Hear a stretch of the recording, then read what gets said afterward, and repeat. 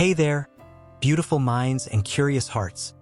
Welcome back to the channel where we explore the edges of desire, the depths of emotion, and the wisdom of ancient philosophy in the realest corners of modern life. If you believe there's more to intimacy than what meets the eye, if you've ever felt that sex, presence, and philosophy might all live in the same moment, then you're in the right place. Before we dive deep into tonight's story, one that blends stoicism, zen, and a single whispered question that forever changed the way one man saw women, take a moment to like, subscribe, and tap the bell. It helps us bring more stories like this into the light, stories that don't just entertain, but awaken. Now, let's step into the story of Rogers, a man of discipline, silence, and structure until one night, when she asked for something simple, something physical, something primal, and unknowingly opened the door to the secret psychology of women. Rogers prided himself on being a man of discipline. His mornings began before the sun. His thoughts sharpened through journaling and cold showers, and his emotions were tamed like wild horses, held firmly in the grip of stoic restraint. In the quiet chambers of his mind, logic reigned supreme. Pleasure, while not denied, was approached with moderation, as one would sip a fine wine, never gulp it down.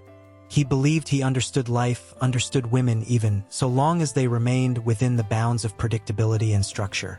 But one evening, as twilight draped the room in soft shadows, she leaned in closer, her voice low and curious, breaking through his mental armor like a warm blade. "Can we try doggy style tonight?" The request was simple, but for Rogers, it felt like a door had opened to a room he didn't know existed. He stared at her, not in judgment, but in unfamiliarity. Something about the timing, her tone, her confidence, it wasn't just sex. It was something deeper, something unspoken. That night, he would not only shift positions, but shift paradigms. Rogers, in that moment, was caught between two worlds. The ascetic voice of stoicism whispering detachment, and the untamed call of curiosity urging him to explore. His instinct was to retreat, label her request as indulgent, base, perhaps even beneath him. But then, a passage from Epictetus surfaced in his mind, almost like a hand on his shoulder. It's not things themselves that disturb us, but our opinions about them. Why did the request unsettle him? Why was there discomfort in intimacy offered so honestly? He had always prided himself on self-control, but perhaps, he realized, this control had become a cage. Was his resistance rooted in moral superiority, or was it fear? Not fear of her, nor of the act itself, but fear of what he might feel if he let go. Fear of being seen himself. For the first time, Rogers began to suspect that his stoicism, while noble in intent, had made him a stranger to certain realms of experience.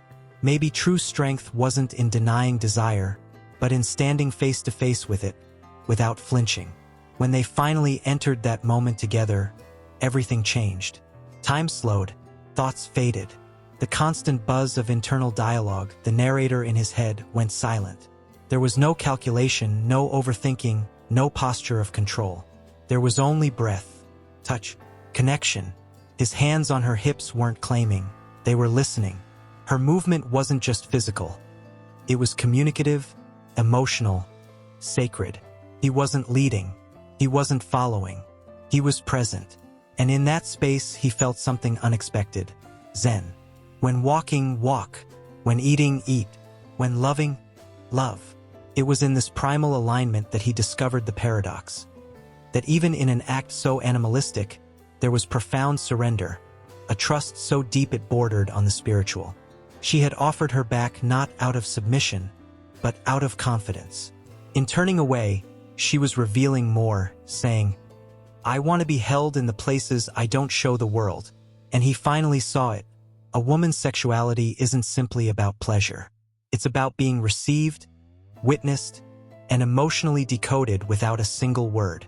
Later that night, after bodies had cooled and silence had returned, they sat in the soft glow of a kitchen lamp, sipping tea. Rogers, still riding the aftershocks of the moment, looked at her differently, not with awe or confusion, but with reverence. "What made you want that tonight?" he asked. She looked up from her mug, eyes soft and unguarded. "I wanted to be seen, but not from the front. I wanted to let go without having to explain." Those words struck him like a Zen koan, seemingly simple yet endless in depth. She didn't want to perform. She didn't want to narrate. She didn't want to be decoded. She wanted to be felt, accepted in her wholeness, even in contradiction. In that moment, Rogers understood something he never had before. Women often live in a tension of roles: caretakers, professionals, lovers, leaders, and sometimes the deepest act of intimacy is when they can drop all those roles and simply be. The masculine desire to figure her out had always missed the mark. She wasn't a problem to solve.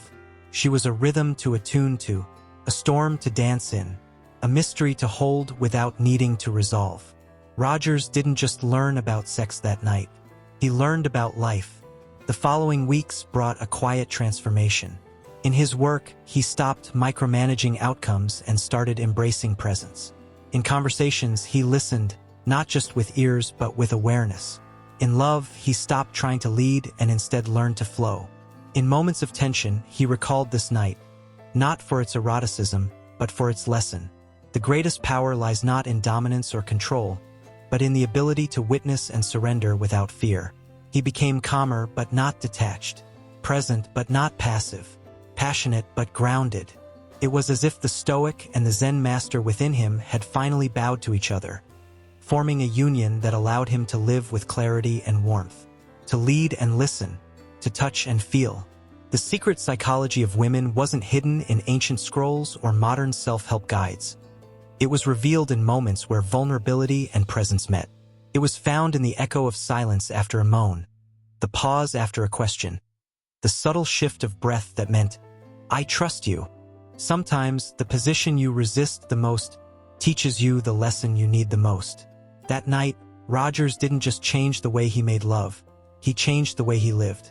And maybe, in every act of intimacy, there lies a Zen koan waiting to be unraveled, and a Stoic truth waiting to be lived. In a world obsessed with technique, sometimes it's presence that speaks the loudest. Rogers didn't learn through words, books, or theories. He learned by listening to breath, to stillness, to trust. And if this story stirred something in you, if it made you think differently about love, power, or even just the quiet mysteries of being human, then consider this. Support the space where these stories live. Hit that like button if the story resonated. Subscribe if you want more journeys that blend soul, sex, and philosophy. And tap the notification bell so you never miss the next awakening. You're not just supporting a channel, you're fueling a movement of deeper conversations. Thank you for watching. Thank you for feeling. And remember, sometimes the most intimate truths aren't spoken, they're surrendered to.